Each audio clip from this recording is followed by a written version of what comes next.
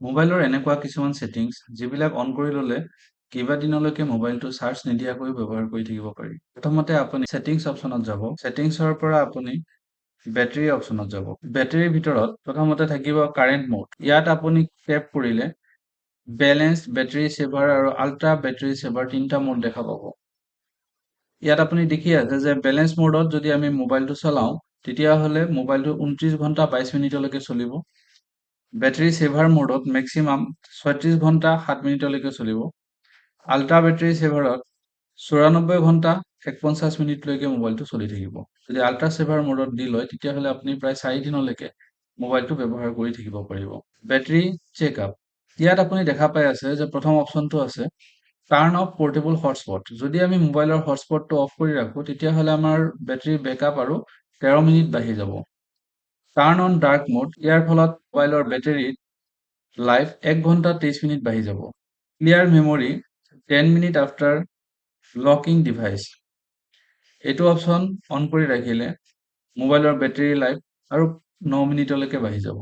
Turn of haptic feedback. মোবাইলত কোনো phone চোন আহে যেতিয়া মোবাইলটো ভাইব্ৰেশ্যন হয় বা আপুনি কীবৰ্ড ইউজ কৰোঁতেও কিছুমান ভাইব্ৰেশ্যন বা চাউণ্ড হয় সেইবিলাক ইয়াৰ পৰা আপুনি অফ কৰি থ'ব পাৰে। ইয়াৰ ফলতো মোবাইলৰ বেটাৰী লাইফ 9 মিনিট বাঢ়ি যাব। Do not wake screen for notifications. যেতিয়া আপোনাৰ মোবাইলত কোনো মেছেজ আহে তেতিয়া আপোনাৰ মোবাইলৰ ডিছপ্লে স্ক্ৰীনখন অন হৈ যায়। এইটো চিলেক্ট কৰি ৰাখিলে ডিছপ্লে স্ক্ৰীনখন অন নহ'ব আৰু আপোনাৰ বেটাৰী লাইফ 5 মিনিট বাঢ়ি যাব। লক ডিভাইচ আফটাৰ 15 ছেকেণ্ডছ অফ ইনএক্টিভিটি। যেতিয়া মোবাইলত একো কাম কৰি থকা নহয় 15 ছেকেণ্ডৰ পিছতেই আপোনাৰ মোবাইলৰ স্ক্ৰীনখন অফ হৈ যাব। এইটো অপশ্যন অন কৰি ৰাখিলেও আপোনাৰ বেটাৰী লাইফ প্ৰায় 20 মিনিট বাঢ়ি যাব। Close apps that drain battery. যিবিলাক এপে আপোনাৰ বেটাৰীটো বেছি খৰচ কৰে তেনেকুৱা এপবিলাক অট'মেটিক ক্ল'জ কৰি থৈ দিব যিটো এনে অন হৈ থাকে। Turn off location services. Location ছাৰ্ভিচেও বেটাৰী লাইফটো কমাই থাকে। Adjust brightness automatically. মোবাইলটোৰ ব্ৰাইটনেছটো অট'মেটিকেলি এডজাষ্ট হ'ব আৰু ইয়াৰ ফলত আপোনাৰ বেটাৰী ছেভ হ'ব। Do not allow apps to auto start. কোনো এপ অট'মেটিকেলি ষ্টাৰ্ট হ'ব নিদিব, ইয়াৰ ফলতো আপোনাৰ বেটাৰী ছেভ হ'ব। এইটো অপশ্যনৰ পৰা আমি বেক কৰি ওলাই আহিছোঁ। ইয়াৰ পিছত আছে এডিশ্যনেল ফিচাৰ। এডিশ্যনেল ফিচাৰত গ'লে প্ৰথমতে পাই আছে আপুনি clear cache when device is locked. ইয়াত টেপ কৰিলে আপুনি অপশ্যন পাব 1 মিনিটৰ পৰা 30 মিনিটলৈকে আৰু তলফালে লাষ্ট অপশ্যনটো হ'ল নেভাৰ। এইটোত যদি আপুনি 1 মিনিট বা 5 মিনিট চিলেক্ট কৰি ৰাখে আপোনাৰ কেছ মেমৰিত থকা ডাটাখিনি অট'মেটিক সিমানখিনি সময়ৰ পিছত ডিলিট হৈ যাব। কেছ মেমৰিত আপুনি যেতিয়া কিবা এপ ইউজ কৰে বা ইণ্টাৰনেট ইউজ কৰে তেতিয়া কিছুমান টেম্পৰেৰী ফাইল কেছ মেমৰিত ছেভ হৈ থাকে আৰু সেইবিলাকে এপটো সোনকালে বা স্পীডলি কাম কৰাত সহায় কৰে।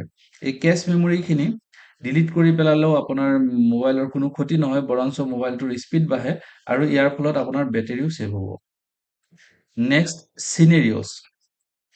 যেতিয়া আপুনি ৰাতি মোবাইলটো লৈ শুই থাকে তেতিয়া কিবা মেছেজ আহিলে বা কিবা নটিফিকেশ্যন আহিলে আপোনাৰ মোবাইলৰ স্ক্ৰীনখন অন হৈ যায়। তেনে নহ'বৰ কাৰণে আপুনি এই মোডটো অন কৰি ৰাখক শ্লিপ মোড। তেতিয়া আপোনাৰ মোবাইলত কোনো মেছেজ বা নটিফিকেশ্যন ৰাতি শুই থকা অৱস্থাত আহিলেও আপোনাৰ মোবাইলৰ স্ক্ৰীনখন অন নহ'ব।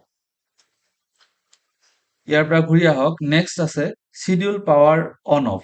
শিডিউল পাৱাৰ অন অফত টেপ কৰাৰ পিছত আপুনি ইয়াত দেখিব শিডিউল পাৱাৰ অন আৰু schedule power off. Schedule power অফটো আপুনি অন কৰাৰ পিছত ইয়াত আপুনি এটা টাইম দিব পাৰিব আৰু ইয়াত ৰিপিটত আপুনি এভৰিডে, উইকেণ্ডছ বা কাষ্টমত গৈ আপুনি বাৰ চিলেক্ট কৰি দিব পাৰে।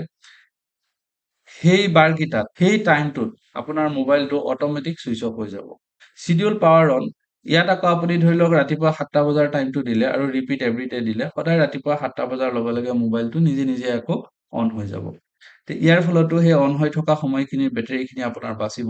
এনেদৰে আপুনি ক'ৰবাত ভ্ৰমণ কৰি থকা অৱস্থাত বা আপোনাৰ চাৰ্জ কৰিবলৈ সুবিধা নথকা অৱস্থাত আপুনি কেইবাদিনলৈকে আপোনাৰ মোবাইলটো চাৰ্জ নকৰাকে ব্যৱহাৰ কৰি থাকিব পাৰিব। যদি ভিডিঅ'টো ভাল পাইছে এই চেনেলটো ছাবস্ক্ৰাইব কৰিব। ধন্যবাদ।